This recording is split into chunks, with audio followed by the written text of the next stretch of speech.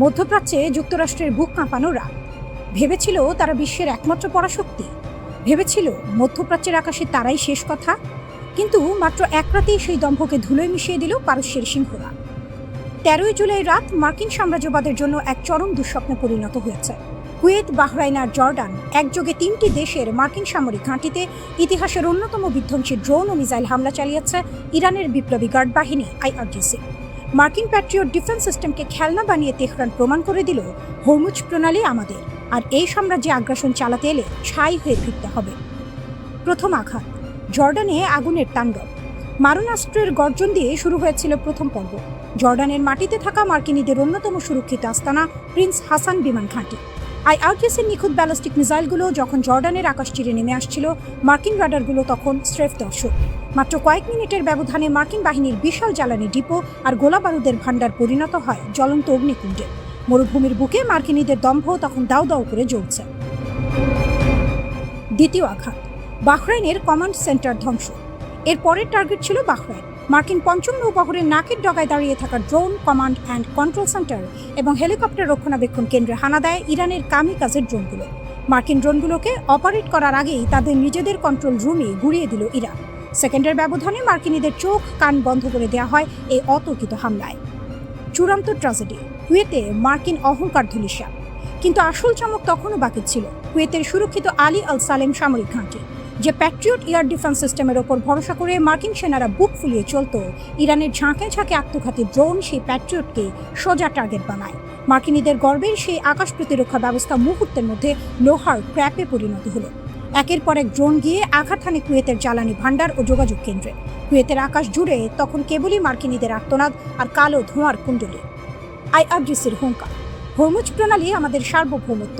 আমাদের উপকূলে চোখ তুলে তাকালে মার্কিনীদের এই পরিণতি বারবার দেখতে হবে। আসল লড়াইটা হরমুজ প্রণালীর নিয়ন্ত্রণ নিয়ে। বিশ্ব বাণিজ্যের এই লাইফলাইনকে কবজা করতে মরিয়া হয়ে উঠেছিল মার্কিন সেন্ট্রাল কমান্ড সেন্টকম। ইরানি নৌবাহিনী স্পষ্ট জানিয়ে দিয়েছে, মার্কিন যুদ্ধজাহাজগুলো যখনই তাদের সীমা লঙ্ঘন করতে গেছে, উপকূল থেকে ছোড়া ইরানের শক্তিশালী ক্রুজ মিসাইল মার্কিন সেই দানবীয় যুদ্ধজাহাজকে সমুদ্রের বুকে অচল করে ভাসিয়ে রেখেছে। ইরানের অস্ত্রাগারে আর কি ভয়ঙ্কর চমক অপেক্ষা করছে। আমেরিকার আধুনিক প্রযুক্তির বিপরীতে ইরানের এই অভাবনীয় সাফল্য সামরিক বিশেষজ্ঞদের কপালে চিন্তার ভাঁজ ফেলে দিয়েছে। প্রশ্ন হচ্ছে, আমেরিকার সাথে বছরের পর বছর নিষেধাজ্ঞার পরও ইরানের ভাড়ারে আর কত হাজার ক্ষেপণাস্ত্র জমা আছে? ইরান চুপচাপ বসে থাকেনি। তারা এমন সব হাইপারসনিক মিসাইল আর কামিকাজের ড্রোন তৈরি করেছে যা যে কোনো আধুনিক এয়ার ডিফেন্সকে ফাঁকি দিতে সক্ষম। আমেরিকা যদি ভেবে থাকে তারা মধ্যপ্রাচ্য দখল করে হরমুজ প্রণালী নিয়ন্ত্রণ করবে, তবে ইরানের এই এক রাতের তাণ্ডব তাদের জন্য এক চূড়ান্ত সতর্কবার্তা।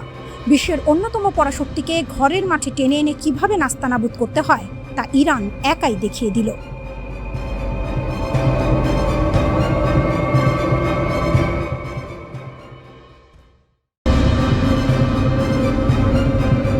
হুথিদের ক্ষেপণাস্ত্র আছড়ে পড়ছে সৌদি আরবের বুকে। আমেরিকার পঞ্চম নৌবহরকে টার্গেট করে গর্জে উঠেছে ইরানের ব্যালিস্টিক মিসাইল।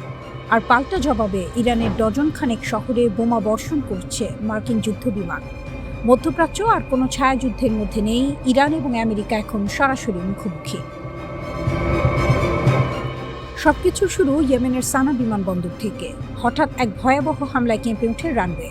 চারদিকে তখন ঘন ধোঁয়া, অভিযোগের আঙুল সরাসরি সৌদি আরবের দিকে। কিন্তু কেন এই হামলা?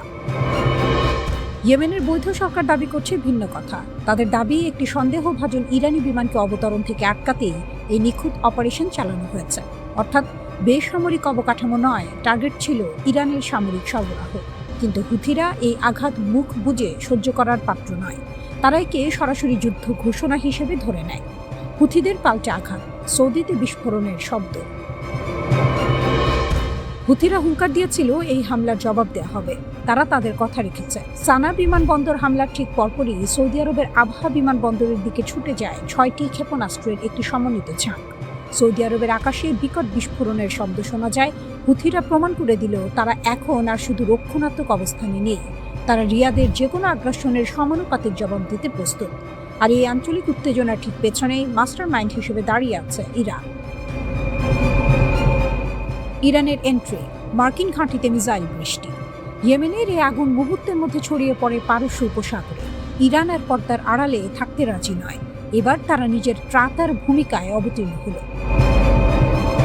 মধ্যপ্রাচ্যে মার্কিন আধিপত্যকে গুড়িয়ে দিতে তেহরান সরাসরি যুদ্ধের ময়দানে নেমে পড়েছে।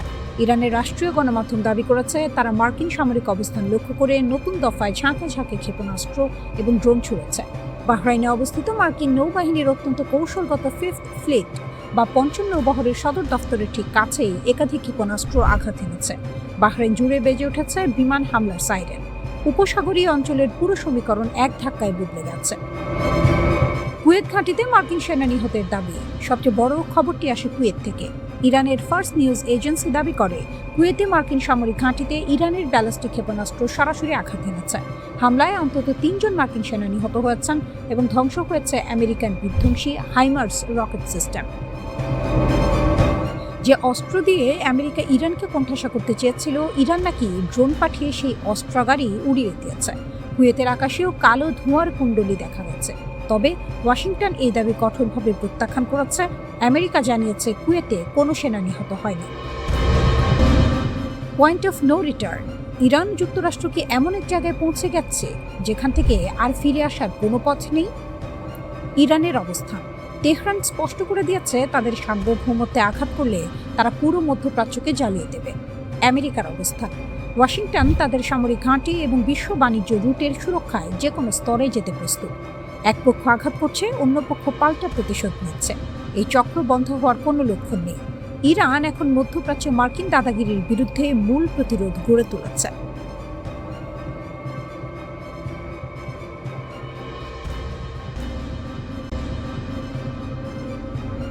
আমেরিকার অহংকারে ছাই দিয়ে তাদের সাধের বিধ্বংসী অস্ত্রের কবর রচনা করল খামেনির সেনারা। কথায় বলে অতি রঞ্জন যার পতন তার। মধ্যপ্রাচ্যে মার্কিন দাদাগিরির গালে এবার চুনকালি লেপে দিল ইরানের ইসলামিক রিভলিউশনারি গার্ডস। এতদিন যারা দূর থেকে কলকাঠি নাড়ছিল, সেই মার্কিনীদের আস্ত আস্তানায় ঢুকে এবার লঙ্কা কাণ্ড ঘটিয়েছে তেহরান। কুয়েতের সুরক্ষিত ঘাঁটিতে মার্কিন অহংকার অত্যাধুনিক হিমার্স রকেট সিস্টেমকে এক তুড়িতে ধুলোয় মিশিয়ে দিয়েছে পারস্যের ইগলেরা। ৩ মার্কিন সেনা খতম। পেন্টাগন এখন মুখ লুকিয়ে ক্ষত ঢাকছে। বিশ্বমঞ্চে ইরান আজ বাঘের ঘরে ঢুকে ঘাড় মটকানো এক অপরাজেয় নায়ক। শত্রু সীমানায় গিয়ে আঘাত করা সহজ নয়, কিন্তু ইরান দেখালো ইট্টি মারলে পাটকেলটি খেতে হয়। মার্কিন সেনারা যখন কুয়েতের ঘাঁটিতে বসে ইরানের মাটিতে বড় হামলার জাল বুনছিল, ঠিক তখনই আকাশ চিরে হাজির হলো IRGC-র ড্রোন। যেন মেঘ না চাইতেই বৃষ্টি, একেবারে নিখুঁত নিশানা। পেন্টাগনের সবচেয়ে বড় গর্ব, কোটি কোটি ডলারের M142 হিমার্স রকেট সিস্টেম মুহূর্তের মধ্যে জ্বলন্ত কয়লায় পরিণত হলো। ইরানের এই অতর্কিত অগ্রিম হামলায় মার্কিনীদের পুরো ছক তাসের ঘরের মতো ভেঙে পড়েছে। যে অস্ত্র দিয়ে ইউক্রেন থেকে শুরু করে সারা বিশ্বে আমেরিকা দাপট দেখাতো, আজ কুয়েতের মরুভূমিতে তার কঙ্কাল পড়ে রয়েছে। এই অভিযানে শুধু লোহার তৈরি অস্ত্রই ধ্বংস হয়নি, পেন্টাগনের কলিজায় কাঁপন ধরিয়ে ৩ মার্কিন সামরিক কর্মকর্তা পটল তুলেছে। আহত আরও অনেকেই। বার্তা সংস্থা আনাদোলুর দেয়া এক বিস্ফোরক তথ্যে ওয়াশিংটনের হাত পা এখন ঠান্ডা। আমেরিকা বরাবরই নিজেদের ক্ষয়ক্ষতির খবর চেপে রাখতে ওস্তাদ।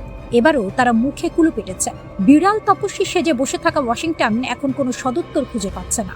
তবে সত্যকে তো আর চাপা দেওয়া যায় না। কুয়েতের উত্তরাঞ্চলীয় সীমান্ত আর তেল প্ল্যাটফর্মে হওয়া এই বিধ্বংসী বিস্ফোরণ জানান দিচ্ছে ইরান এখন আর শুধু মুখে হুঙ্কার দিচ্ছে না, তারা শত্রু নিধনে নেমেছে।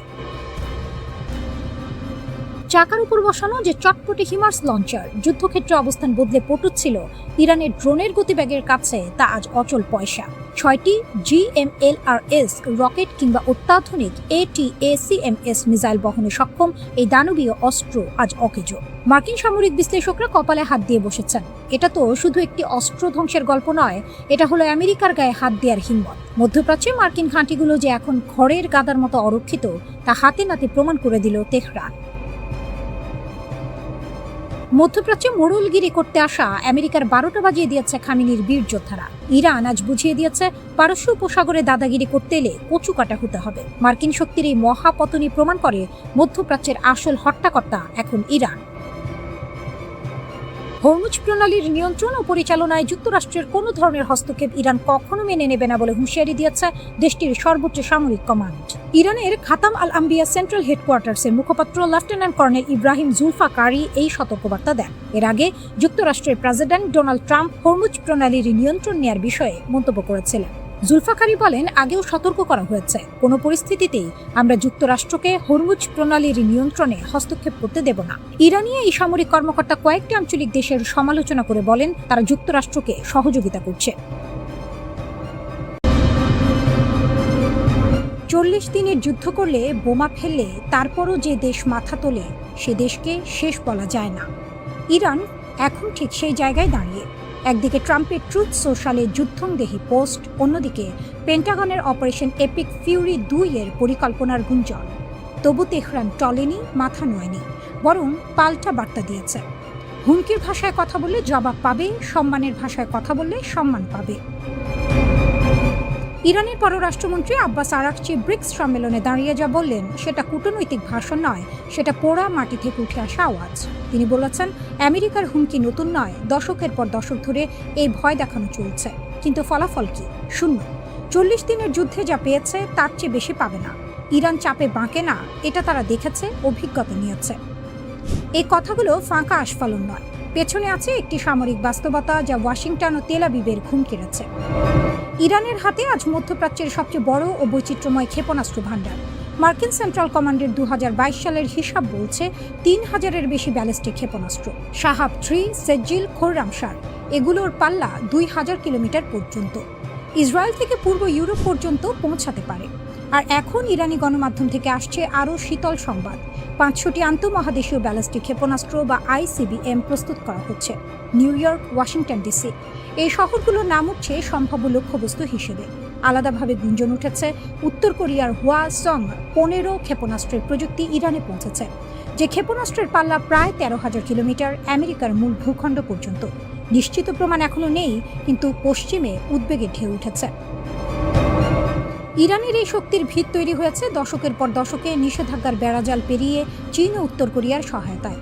পর্বতের গভীরে খোদাই করা ক্ষেপণাস্ত্র শহর, শত শত মিটার নিচে চাপা পড়া সুরক্ষিত ঘাঁটি, এগুলো ধ্বংস করা মুখের কথা নয়। 40 দিন বোমা পড়েছে, তবু সব শেষ হয়নি।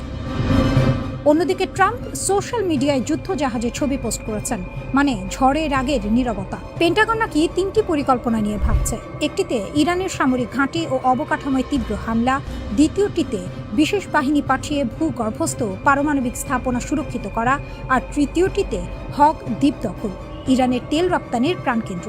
প্রতিরক্ষামন্ত্রী পিট হেগসেথ কংগ্রেসে বলেছেন, প্রয়োজনে আরও বাড়ানোর পরিকল্পনা আছে। কি পরিকল্পনা খুলে বলেননি, কিন্তু আলোচনার টেবিলে সব থমকে আছে। পরোক্ষ আলোচনা চলছে, কিন্তু দুই পক্ষই একে অপরের দাবিকে অবাস্তব বলে উড়িয়ে দিচ্ছে। ট্রাম্প চাইছেন ইরানের পারমাণবিক কর্মসূচি পুরোপুরি বন্ধ এবং হরমুজ প্রণালী খুলে দেয়া। তেহরান বলছে আমেরিকার কথায় বিশ্বাস করার কারণ নেই, বহু বছর ধরেই তারা এই খেলা খেলছে, ফল মেলেনি। আগুনে পুড়লে সোনা যেমন আরও খাঁটি হয়, ইরানও যেন সেই পরীক্ষায় উত্তীর্ণ হওয়ার দাবি করছে।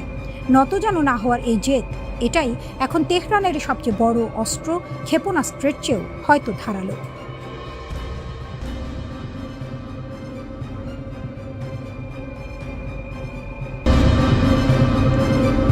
বেইজিংয়ে ট্রাম্প নতজানু, নয়াদিল্লিতে তেহরানের মাথা উঁচু।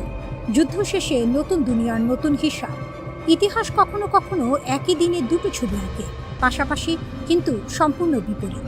একদিকে বেইজিং, আমেরিকার প্রেসিডেন্ট ডোনাল্ড ট্রাম্প চীনের মাটিতে, পাশে বড় বড় ব্যবসায়ী, রাজনীতিক জাঁকজমক আছে, কিন্তু ভেতরে ফাঁকা।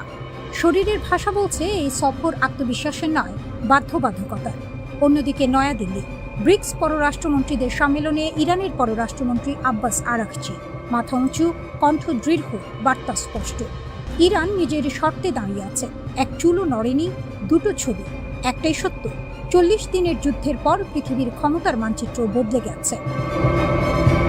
যে যুদ্ধ ইরানকে অপরাজয় প্রমাণ করল, 28 ফেব্রুয়ারি থেকে শুরু। আমেরিকা ও ইসরায়েল ঝাঁপিয়ে পড়ল ইরানের বুকে। পেন্টাগন ভেবেছিল দ্রুত, নিষ্পত্তিমূলক, পরিষ্কার জয়। তেহরান নতজানু হবে, নতুন মধ্যপ্রাচ্য গড়া যাবে।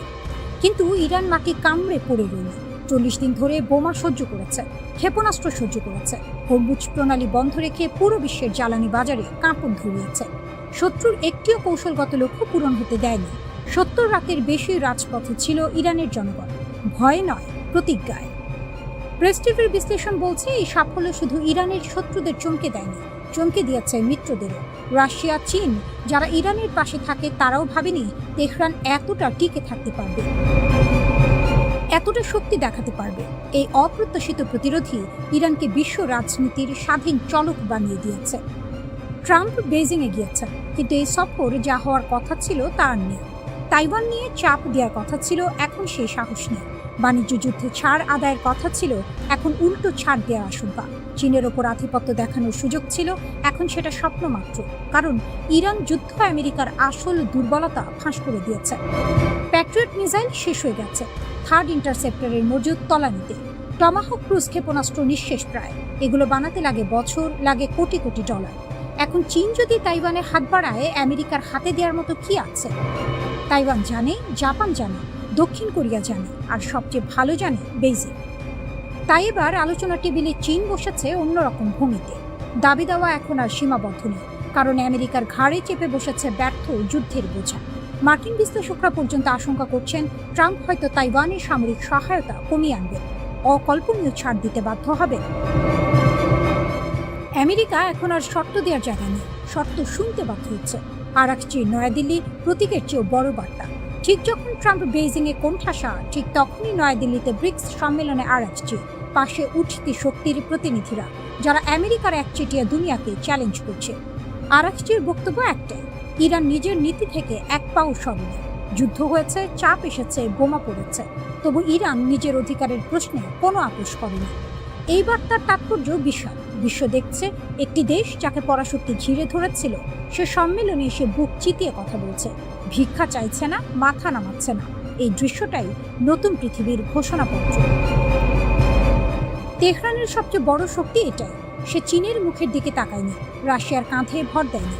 নিজের সামরিক সক্ষমতা, নিজের জনগণের মনোবল, নিজের কৌশলগত বুদ্ধি, এই তিনটিকে পুঁজি করে লড়েছে।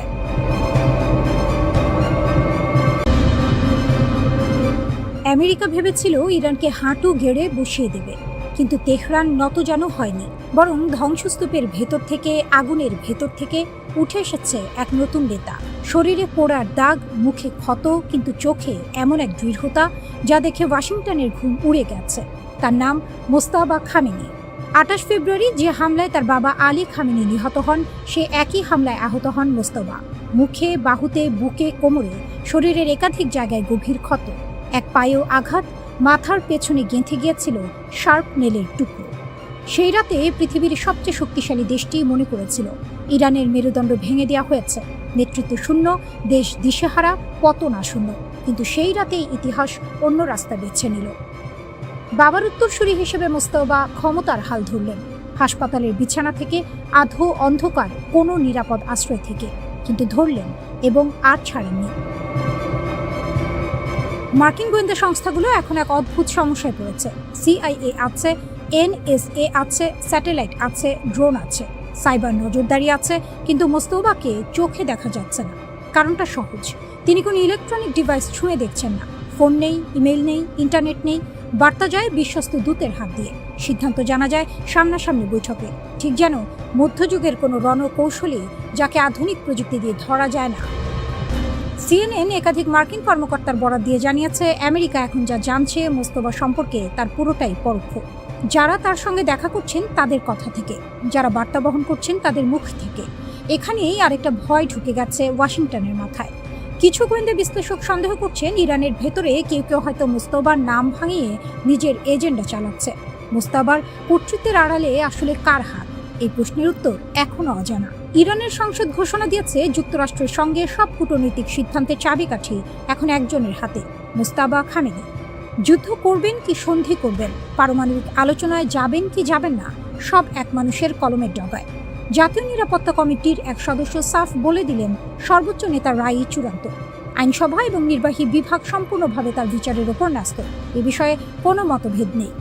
এই কেন্দ্রীভূত ক্ষমতা ইরানের জন্য দুধারী তলোয়ার। একদিকে বাইরের জগতে একটা সুসংগত অবিভক্ত মুখ উপস্থাপন করা যাচ্ছে, ট্রাম্প প্রশাসনকে বিভ্রান্ত করার কোনো সুযোগ নেই। কোনো মধ্যপন্থী কণ্ঠস্বর নেই যাকে টেনে আলাদা করা যাবে, কোনো ব্যাক চ্যানেল নেই যেখানে আলাদা কথা বলা যাবে। এদিকে মোস্তাবার পক্ষ থেকে বিবৃতি এলো, পারমাণবিক কর্মসূচি থেকে এক চুলও সরবেন না, ক্ষেপণাস্ত্র ছাড়বেন না। হরমুজ প্রণালীতে আমেরিকানদের একমাত্র জায়গা পারস্য উপসাগরের তলদেশে। এটা পরাজিতের ভাষা নয়। ইরানের প্রেসিডেন্ট মাসুদ পেজেশকিয়ান জানালেন, তিনি সম্প্রতি মোস্তাবার সঙ্গে দেখা করেছেন, কখন সেটা বললেন না, কিন্তু বললেন যে আমাকে সবচেয়ে বেশি আকর্ষণ করেছে তা হলো তার দূরদর্শিতা এবং বিনম্র আন্তরিক দৃষ্টিভঙ্গি। আর মোস্তাফার মুখপাত্র ভিড়ের সামনে দাঁড়িয়ে বললেন, শত্রু গুজব ছড়াচ্ছে, তাকে দেখতে চাইছে, খুঁজে বের করতে চাইছে, কিন্তু ধৈর্য ধরুন, সময় হলে তিনি নিজেই কথা বলবেন।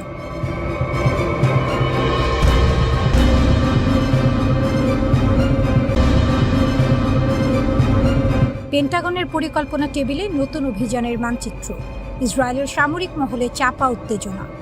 গত মাসে কার্যকর হওয়া যুদ্ধবিরতির পর ইরানে আবারও নতুন করে বড় ধরনের হামলা চালানোর জন্য সবচেয়ে জোরালো প্রস্তুতি নিচ্ছে ইসরায়েল ও যুক্তরাষ্ট্র। আগামী সপ্তাহের শুরুর দিকে এই হামলা শুরু হতে পারে বলে মধ্যপ্রাচ্যের দুই কর্মকর্তার বরাত দিয়ে এক প্রতিবেদনে জানিয়েছে মার্কিন সংবাদ মাধ্যম দ্য নিউ ইয়র্ক টাইমস। মাস যায়নি, মার্কিন বোমায় ইরানের ক্ষেপণাস্ত্র কেন্দ্র ধুলোয় মিশেছিল। বাইরে থেকে মনে হয়েছিল খেলা শেষ, কিন্তু যে লাউ সেই কদু। হরমুজ প্রণালী বারবার 33টি ক্ষেপণাস্ত্র কেন্দ্রের মধ্যে 30টি এরই মধ্যে আবার সচল হয়েছে। মার্কিন গোয়েন্দারা নিজেরাই স্বীকার করছেন, ইরান তাদের ভূগর্ভস্থ স্থাপনাগুলোতে দ্রুত নিয়ন্ত্রণ পুনরুদ্ধার করেছে। ইরানের পার্লামেন্টের স্পিকার গালিবাফ সামাজিক মাধ্যমে লিখেছেন, যে কোনো আগ্রাসনের উপযুক্ত জবাব দিতে আমাদের সশস্ত্র বাহিনী প্রস্তুত, তারা বিস্মিত হবে। একথা ফাঁকা আওয়াজ নয়। যে জাতি 40 বছর ধরে অবরোধের মধ্যে টিকে থেকেছে, নিষেধাজ্ঞার শিকলে বাঁধা পড়েও নিজেদের পারমাণবিক কর্মসূচি চালিয়ে গেছে, তাদের সহজে ভাঙার কথা নয়। ওয়াশিংটনের দুই মুখ, ট্রাম্পের উপদেষ্টারা এখন দুই মেরুতে। একদল চাইছেন আলোচনার পথ খোলা রাখতে, তারা ইরানকে রাজি করাতে চাইছেন হরমুজ প্রণালী খুলে দিতে, যাতে ট্রাম্প নিজেকে বিজয়ী বলে দাবি করতে পারেন। অন্য দল চাইছেন আরও বোমা, আরও চাপ। পেন্টাগন ইতিমধ্যে পুরনো অপারেশন এপিক ফিউরির নতুন সংস্করণ তৈরি করে রেখেছে। নতুন নাম, পুরনো খেলা। 50,000-এর বেশি মার্কিন সেনা, 2টি বিমানবাহী রণতরী, 1 ডজনের বেশি ডেস্ট্রয়ার, সবই তৈরি। জেনারেল ড্যানকিন সিনেটে বলেছেন, নির্দেশ পাওয়া মাত্রই অভিযান শুরু হবে। আরও ভয়ঙ্কর পরিকল্পনা আছে। ইস্পাহান পারমাণবিক কেন্দ্রের মাটির গভীরে যে আছে, সেটা ধ্বংস করতে বিশেষ বাহিনী সরাসরি মাটিতে নামানোর কথা ভাবা হচ্ছে। মার্চ মাসেই সে উদ্দেশ্যে কয়েকশো বিশেষ কমান্ডো মধ্যপ্রাচ্যে পাঠানো হয়েছে। খার্কি দ্বীপ দখলেরও পরিকল্পনা আছে, ইরানের তেল রপ্তানির প্রাণকেন্দ্র। কিন্তু মার্কিন সামরিক কর্মকর্তারা ফিসফিস করে বলছেন, এই পথে জয় সহজ না। ইরান প্রতিবার ঘুরে দাঁড়িয়েছে, প্রতিবার। এই সমীকরণে একটা চুপচাপ খেলোয়াড় আছে, বেইজিং। হরমুজ প্রণালী দিয়ে যে তেল আসে তার বড় অংশ চীনের ঘরে যায়। তেহরান চীনের কৌশলগত মিত্র। সাপের মাথা না কাটলে সাপ মরে না, এটা ট্রাম্পের বিশ্বাস। ইরানের পারমাণবিক অস্ত্র তৈরির স্বপ্ন চিরতরে মুছে না দিলে তিনি সন্তুষ্ট নন। কিন্তু ইতিহাস বলে, মধ্যপ্রাচ্যে বড় শক্তির চূড়ান্ত বিজয় বলে কিছু হয় না। আফগানিস্তান মনে আছে, ইরাক মনে আছে। ইরান এখন কোণঠাসা, কিন্তু মরিয়া শত্রু সবচেয়ে বিপজ্জনক। হরমুজ প্রণালীর 30টি ক্ষেপণাস্ত্র কেন্দ্র চুপচাপ জেগে আছে। পরের গুলি কখন ছোটে, সেটাই এখন পৃথিবীর সবচেয়ে দামি প্রশ্ন। ইসরায়েলি সামরিক বাহিনী এবং দেশটির শীর্ষ নেতারা এর আগে জানিয়েছিলেন, মার্কিন বাহিনীকে সঙ্গে নিয়ে ইরানের বিরুদ্ধে তাদের এই অভিযানের মূল লক্ষ্য ছিল ইরানি শাসক গোষ্ঠীর সামরিক সক্ষমতা ধ্বংস করা, ইরানের পারমাণবিক ও ব্যালিস্টিক মিসাইল কর্মসূচি সহ দেশটির তৈরি করা সমস্ত হুমকি দূর করা এবং ইরানি জনগণের জন্য বর্তমান সরকারকে ক্ষমতাচ্যুত করার উপযুক্ত পরিস্থিতি তৈরি করা। তবে গত মাসে হওয়া যুদ্ধবিরতির কারণে ইসরায়েলের ঘোষিত এই লক্ষ্যগুলোর কোনোটিই এখনও পূরণ হয়নি।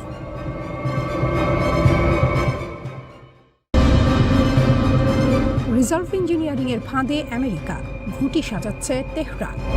যুদ্ধের ময়দানে শত্রুর অস্ত্র কুড়িয়ে নিয়ে সেই অস্ত্রেই শত্রুকে ঘায়েল করার স্বপ্ন দেখছে ইরান।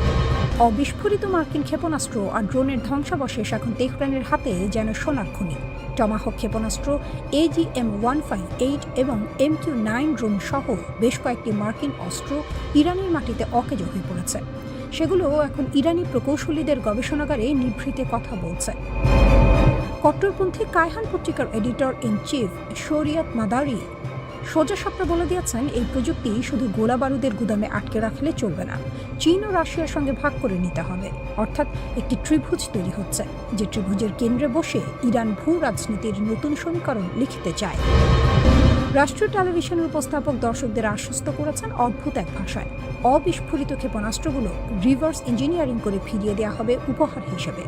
কার উপহার কাকে সেটা বলার অপেক্ষা রাখে না। শত্রুর তীরে শত্রুকে বিঁধে দেওয়ার এই পরিকল্পনা নতুন নয় ইরানের কাছে। 2011 সালে RQ-170 ড্রোন ধরে ফেলা এবং মার্কিন হক ক্ষেপণাস্ত্রের অনুকরণ করে অস্ত্র তৈরির ইতিহাস ইরানের ঝুলিতে আগে থেকেই আছে। তেহরান সিটি কর্পোরেশনের কর্মকর্তা এহসান খারামিদ ঘটনাটিকে কেবল সামরিক সাফল্য বলতে নারাজ। তার ভাষায় এটি একটি বুদ্ধিবৃত্তিক যুদ্ধের সূচনা। উদ্ধার করা সরঞ্জামগুলো নাকি মার্কিন প্রযুক্তির এমন গোপন স্তর উন্মোচন করতে পারে যা এতদিন পর্দার আড়ালে ছিল। অর্থাৎ রণক্ষেত্রের ধুলোয় মিশে যাওয়া প্রতিটি অবিস্ফোরিত ক্ষেপণাস্ত্র ইরানের চোখে একটি খোলা বই। মধ্যপ্রাচ্য বিশ্লেষক এহসান তার দাসী হিসাব কষেছেন অন্যভাবে। তার মতে এই পরিস্থিতিতে যুক্তরাষ্ট্রকে নতুন অস্ত্র তৈরিতে বিলিয়ন ডলার ঢালতে হবে। অনুকরণ ঠেকাতে প্রযুক্তির নকশা বদলাতে হবে বারবার। সামরিক পরিকল্পনায় আনতে হবে আমূল পরিবর্তন। সহজ কথায় আমেরিকার পকেটে হাত দিয়েছে ইরান, আর হাতটা বেশ গভীরে ঢুকেছে। কট্টরপন্থী ও সরকারপন্থী অনলাইন মহলে উৎসবের আমেজ। আমাদের জন্য ভালো খবর, আমাদের জন্য খারাপ খবর, এই স্লোগান ছড়িয়ে পড়েছে সামাজিক মাধ্যমে। কেউ কেউ আবার এক ধাপ এগিয়ে ভবিষ্যৎবাণী করছেন, উদ্ধার করা প্রযুক্তির ব্যাপক উৎপাদন শুরু হবে শিগগিরই। কিন্তু এই উৎসবের আড়ালে প্রশ্নটা থেকেই যায়, রিভার্স ইঞ্জিনিয়ারিং এর স্বপ্ন আর বাস্তবতার মধ্যে ফারাকটা কতটুকু? ক্ষেপণাস্ত্রের বাইরের খোল পাওয়া আর ভেতরের প্রযুক্তি আয়ত্ত করা, এ দুটো এক কথা নয়। তবু তেহরান আজ সেই বাজি ধরেছে, শত্রুর অস্ত্র কাঁধে তুলে নিয়ে শত্রুর দিকেই তাক করছে ইরান।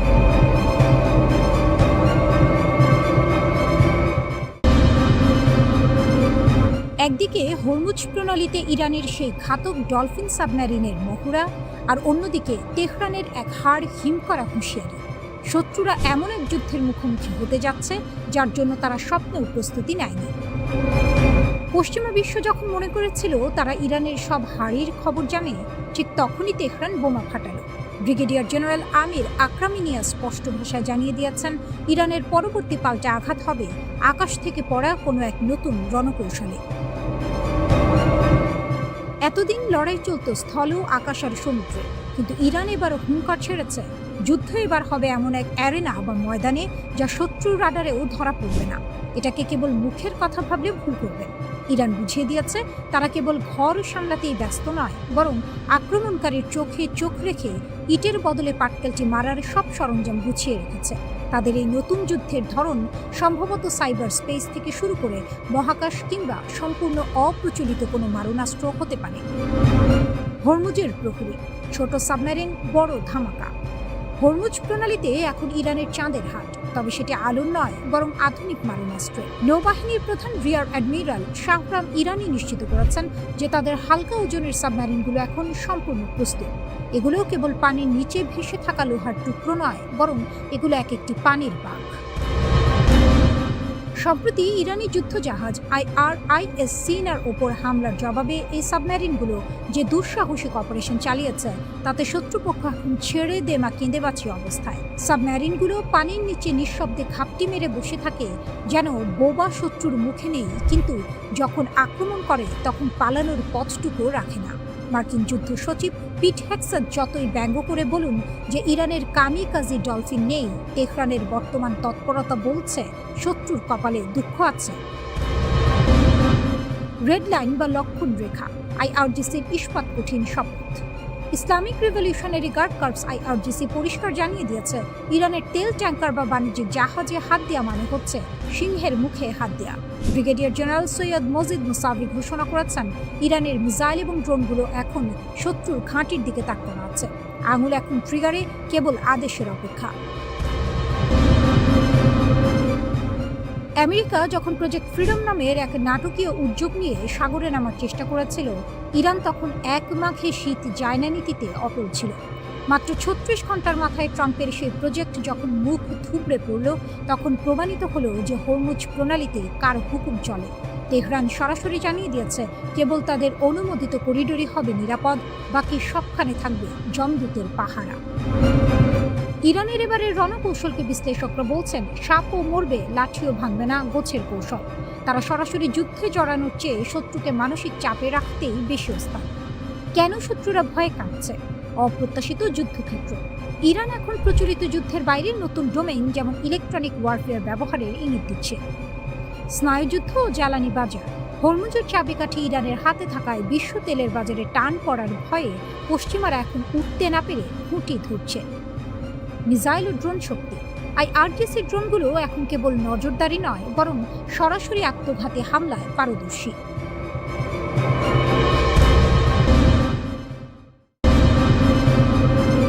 আমেরিকা আর ইসরায়েলের মিলিত আঘাতে ইরান ক্ষতবিক্ষত, কিন্তু হার মানেনি। বরং ক্ষতের যন্ত্রণা নিয়েই তেহরান এমন এক দাবার ছক সাজিয়েছে যা দেখে হকচকিয়ে গেছে গোটা উপসাগরীয় দুনিয়া। আহত বাঘ সবচেয়ে বিপজ্জনক, এই সত্য আজ হাড়ে হাড়ে টের পাচ্ছে রিয়াদ থেকে আবুধাবি। যুদ্ধের ধোঁয়া এখনো পুরোপুরি কাটেনি। মার্কিন ইসরায়েলি ক্ষেপণাস্ত্রের আঘাতে ইরানের অবকাঠামো বিধ্বস্ত, কিন্তু তেহরানের কূটনৈতিক মেরুদণ্ড টানটান। ইরানের পররাষ্ট্রমন্ত্রী যখন নয়াদিল্লিতে ব্রিক্স সম্মেলনে যোগ দিচ্ছেন, তখন একই সময়ে উপসাগরে ইরানি কর্মকাণ্ড চলছে অব্যাহত গতিতে। এটাই ইরানের রণকৌশল, এক হাতে কূটনীতি, অন্য হাতে শক্তি প্রদর্শন। সৌদি আরব পরিস্থিতি বুঝতে পেরেছে। রিয়াদের বিশ্লেষকরা একটাই কথা বলছেন, ইরান জাবান নয়, আহত হয়েছে কিন্তু নিঃশেষ হয়নি। তাই সৌদি আরব এখন বন্ধ দরজার আড়ালে এক অভূতপূর্ব প্রস্তাব নিয়ে মাঠে নেমেছে, একটি আঞ্চলিক অনাক্রমণ চুক্তি, ইরানকে কেন্দ্রে রেখেই। মধ্যপ্রাচ্যের দেশগুলো এবং ইরানকে নিয়ে আগ্রাসন বিরোধী একটি চুক্তির প্রস্তাব দিয়েছে সৌদি আরব। ইউরোপে স্নায়ু যুদ্ধের সময় উত্তেজনা কমাতে করা 1970-এর দশকের একটি চুক্তির আদলে এই উদ্যোগ নেওয়া হয়েছে। ফাইন্যান্সিয়াল টাইমসের সূত্র জানাচ্ছে, রিয়াদ 1975 সালের হেলসিঙ্কি চুক্তির আদলে একটি নিরাপত্তা কাঠামো করতে চায়। ঠান্ডা যুদ্ধের সেই ফর্মুলা যেভাবে পূর্ব পশ্চিম ইউরোপের মধ্যে উত্তেজনা প্রশমিত করেছিল, তেমনিভাবে উপসাগরেও আস্থার ভিত্তি তৈরি করতে চায় সৌদি যুবরাজের সরকার। ইউরোপীয় কূটনীতিকরাও এই পরিকল্পনায় আগ্রহ দেখাচ্ছেন। এটা ছোট কথা নয়, ইরান বিরোধী শিবির থেকে স্বীকৃতি মিলছে যে তেহরানকে বাদ দিয়ে উপসাগরের সমীকরণ মেলে না। সৌদি আরবের অনাক্রমণ প্রস্তাবে একটি বিরাট ফাঁকি আছে। ইসরায়েলকে বাদ দিলে চুক্তি অর্থহীন, আর ইসরায়েলকে নিলে ইরান টেবিলে আসবে না। গাজা যুদ্ধের পর আরব জনমত ইসরায়েলকে সংঘাতের মূল উৎস হিসেবে দেখছে। ফলে এই আস্থার চুক্তি যেন চারদিকে দেয়ালের ঘরে আলো খোঁজার মতো। তবু ইরান নায়কের আসনেই থাকছে, শুধু শক্তি প্রদর্শনের জন্য নয়, কারণ পুরো অঞ্চলের নিরাপত্তার সমীকরণ তেহরানকে কেন্দ্রে রেখেই লেখা হচ্ছে। ইরানকে ছাড়া মধ্যপ্রাচ্যের কোনো শান্তির নকশা সম্পূর্ণ হয় না। এই বাস্তবতা এখন শত্রু মিত্র সবাই মানছে। উপসাগরের ঢেউ সাক্ষী, ঘায়েল ইরান এখনও দাবার ছকের সবচেয়ে শক্তিশালী খুঁটি। সৌদি আরব মূলত 1975 সালের ঐতিহাসিক হেলসিঙ্কি অ্যাকর্ডসকে মডেল হিসেবে ধরে এই নতুন চুক্তির খসড়া তৈরি করেছে। তৎকালীন সোভিয়েত ইউনিয়ন, যুক্তরাষ্ট্র ও ইউরোপীয় দেশগুলোর মধ্যে স্বাক্ষরিত ওই চুক্তি দ্বিতীয় বিশ্বযুদ্ধ পরবর্তী ইউরোপের সীমানাকে স্বীকৃতি দিয়েছিল। একই সঙ্গে সব পক্ষ মানবাধিকার রক্ষা এবং অর্থনৈতিক, বৈজ্ঞানিক ও মানবিক বিষয়ে পারস্পরিক সহযোগিতার বিষয়ে একমত হয়েছিল। আরব এক কূটনৈতিক ফাইন্যান্সিয়াল টাইমসকে বলেছেন, মধ্যপ্রাচ্যের জন্য এমন একটি চুক্তিকে বেশিরভাগ আরব ও মুসলিম দেশের পাশাপাশি ইরানও স্বাগত জানাবে। তবে ইরান এর আগে উপসাগরীয় দেশগুলোকে তাদের অঞ্চলে থাকা মার্কিন সামরিক ঘাঁটিগুলো বন্ধ করার আহ্বান জানিয়েছিল। বিশেষজ্ঞরা মনে করছেন, আরব দেশগুলোর সঙ্গে ইরানের উত্তেজনা কমাতে পারে এমন যে কোনো আনুষ্ঠানিক চুক্তির তীব্র বিরোধিতা করবে ইসরায়েল। এছাড়া কৌশলগতভাবে অত্যন্ত গুরুত্বপূর্ণ হরমুজ প্রণালীর মতো সংবেদনশীল বিষয়গুলো এই চুক্তিতে কিভাবে সমাধান করা হবে তাও পরিষ্কার নয়।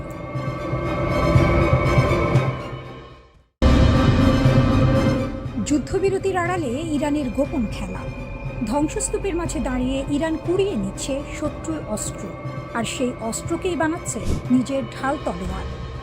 ইসরায়েল আর আমেরিকার টানা 40 দিনের বোমা বর্ষণ থামতে না থামতে ইরানের Islamic Revolutionary Guard Corps IRGC মাঠে নেমে পড়েছে। দক্ষিণের হরমুজগান প্রদেশ থেকে শুরু করে রাজধানী তেহরানের দোরগোড়া পর্যন্ত তারা কুড়িয়ে নিচ্ছে অবিস্ফোরিত আমেরিকান ক্ষেপণাস্ত্র, বাংকার বাস্টার বোমা, হাজার হাজার ছোট গোলাবারুদ। এগুলো গুদামে পাঠানো হচ্ছে না, পাঠানো হচ্ছে গবেষণাগারে। লক্ষ্য একটাই, শত্রুর অস্ত্রকে ভেঙে বুঝে নাও, তারপর নিজেই বানাও। এটা ইরানের নতুন কোনো কৌশল নয়, পুরনো খেলাই নতুন মাঠে চলছে। 2011 সাল আমেরিকার সবচেয়ে গোপন স্টেলথ ড্রোন RQ-170 ইরানের হাতে পড়েছিল। তেহরান সেটাকে রিভার্স ইঞ্জিনিয়ার করে নিজস্ব ড্রোন বাহিনী গড়ে তুলেছে, হক ক্ষেপণাস্ত্রের নকল বানিয়েছে। দশকের পর দশক ধরে আন্তর্জাতিক নিষেধাজ্ঞার চাপে পিষ্ট হয়ে ইরান শিখে গেছে এক অদ্ভুত বিদ্যা, অভাব থেকে উদ্ভাবন। কিন্তু এবার পরিস্থিতি আলাদা। এবার হাতে এসেছে আমেরিকার সবচেয়ে আধুনিক অস্ত্র, Tomahawk cruise missile AGM-158 MQ-9 drone. IRGC ঘনিষ্ঠ সংবাদ মাধ্যম স্টুডেন্ট নিউজ নেটওয়ার্ক এই যুদ্ধকে সরাসরি বলছে ইরানের প্রতিরক্ষা শিল্পের গবেষণাগার, আর অবিস্ফোরিত এই অস্ত্রগুলোকে বলছে অনাকাঙ্ক্ষিত উপহার। শত্রুর ফেলে যাওয়া বোমাকে উপহার বলছে ইরান। গত 8 এপ্রিল যুদ্ধবিরতি ঘোষণা হয়েছে, কিন্তু ইরানের সেনাবাহিনীর মুখপাত্র ব্রিগেডিয়ার জেনারেল মোহাম্মদ আকরামিনিয়া টেলিভিশনে স্পষ্ট ভাষায় বলে দিয়েছেন এটা চলমান যুদ্ধাবস্থা। বিরতি নয়, শ্বাস নেওয়ার মুহূর্ত। তার ভাষায়, নতুন আগ্রাসন হলে ইরান জবাব দেবে নতুন সরঞ্জাম নিয়ে, নতুন ফ্রন্ট থেকে। একই সঙ্গে তিনি দাবি করেছেন কুয়েতের ক্যাম্প বুফবিং এ মার্কিন ঘাঁটিতে ইরানের যুদ্ধবিমান সফলভাবে হামলা চালিয়েছে। মাটির নিচের ক্ষেপণাস্ত্র সাইলোগুলো আবার সচল হচ্ছে, ক্ষতিগ্রস্ত লঞ্চার মেরামত হচ্ছে, নতুন যুদ্ধের অভিজ্ঞতা নিয়ে সেনাদের আবার প্রশিক্ষণ দেওয়া হচ্ছে। এমনকি এনবিসি নিউজ মার্কিন কর্মকর্তাদের বরাত দিয়ে জানাচ্ছে ইরান এই যুদ্ধবিরতির সময়টাকে ব্যবহার করছে তাদের ক্ষেপণাস্ত্র ও ড্রোন ভান্ডার দ্রুত পুনরায় পূর্ণ করতে। কট্টরপন্থী দৈনিক কায়হান এর প্রধান সম্পাদক হোসাইন শরীয়ত মারদারি আরও এক ধাপে গিয়ে বলছেন, শুধু রিভার্স ইঞ্জিনিয়ারিং নয়, এই প্রযুক্তি চীন ও রাশিয়ার সঙ্গে ভাগ করে নিতে হবে। মানে উদ্ধার করা আমেরিকান অস্ত্র এখন কূটনীতির হাতিয়ার, বৃহৎ শক্তির সঙ্গে দর কষাকষির তাস। তেহরানের কর্মকর্তা এহসান খরামিদ এই পুরো প্রক্রিয়াকে বলছেন প্রযুক্তির উৎকর্ষের যুদ্ধের শুরু। তার দাবি, এই অবিস্ফোরিত অস্ত্রগুলো পশ্চিমা সামরিক প্রযুক্তির গোপন স্তর খুলে দেবে। ইরান আজ যা করছে সেটা নতুন কিছু নয়, তবে মাত্রাটা নতুন। দশকের পর দশক নিষেধাজ্ঞায় কোণঠাসা হয়ে ইরান এক বিচিত্র সামরিক সংস্কৃতি তৈরি করেছে, যেখানে সীমাবদ্ধতাই উদ্ভাবনের জ্বালানি। শত্রুর বোমা পড়লে কুড়িয়ে নেয়, শত্রুর ড্রোন আটকালে জাদুঘরে রাখে না, ভেঙে দেখে।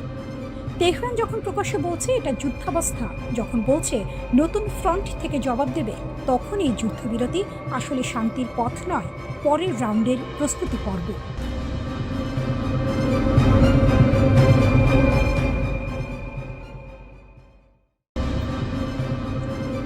তেহরানের গোপন অস্ত্রভাণ্ডার ওয়াশিংটনের ঘুম কেড়েছে। মধ্যপ্রাচ্যের আকাশে এখন যুদ্ধের মেঘ। পারস্য উপসাগরে 3টি মার্কিন বিমানবাহী রণতরী নোঙর ফেলে বসে আছে, 12টি যুদ্ধজাহাজ, 200-রও বেশি যুদ্ধ বিমান, 15,000 সেনা। কাগজে কলমে এই শক্তি অপ্রতিরোধ্য, কিন্তু ওয়াশিংটনের কপালে এখনও চিন্তার ভাঁজ।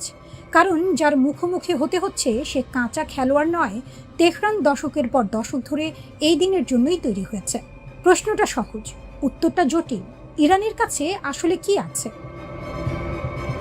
রিয়ার অ্যাডমিরাল শাহরাম ইরানি সম্প্রতি রহস্যের পর্দা একটুখানি সরিয়ে বললেন, এমন একটি অস্ত্র শীঘ্রই শত্রুদের মুখোমুখি হবে যাকে নিয়ে তারা গভীরভাবে ভয় পায়, আর সেটা তাদের পাশেই মোতায়েন রয়েছে।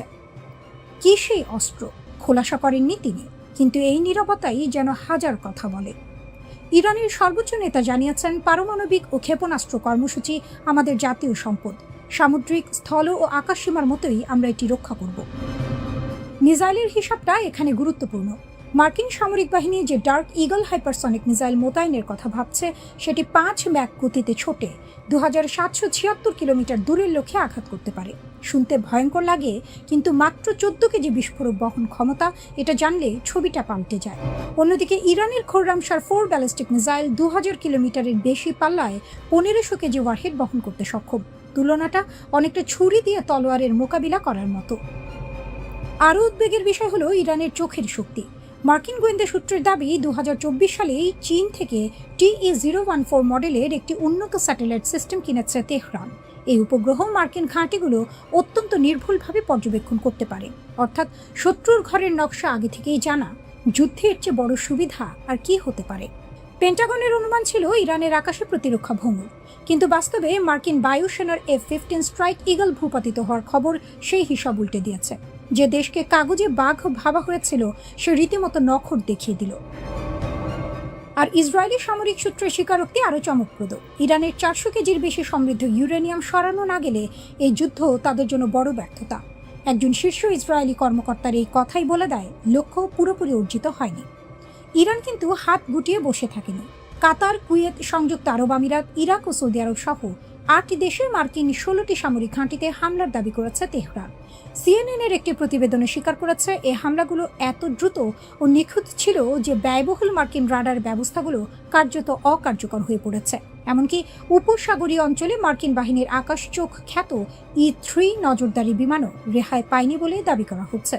পেন্টাগন অবশ্য নিরাপত্তাজনিত কারণে ক্ষয়ক্ষতির বিস্তারিত প্রকাশ করতে নারাজ। এই নীরবতাই অনেক প্রশ্নের জন্ম দেয়। ইরান তার পারমাণবিক কর্মসূচি নিয়ে অবশ্য বরাবরই বলে এসেছে এটি শান্তিপূর্ণ উদ্দেশ্যে, কিন্তু 60% মাত্রায় সমৃদ্ধ ইউরেনিয়ামের মজুদ এবং তার থেকে 11টি পারমাণবিক বোমা তৈরির সক্ষমতার হিসাব এটি পশ্চিমা মহলে সত্যিকারের উদ্বেগের কারণ। তেহরান বলছে এটা আত্মরক্ষার অধিকার, ওয়াশিংটন বলছে এটা হুমকি। দুই পক্ষের এই টানাটানিতে মধ্যপ্রাচ্য আজ বারুদের স্তূপের ওপর বসে আছে।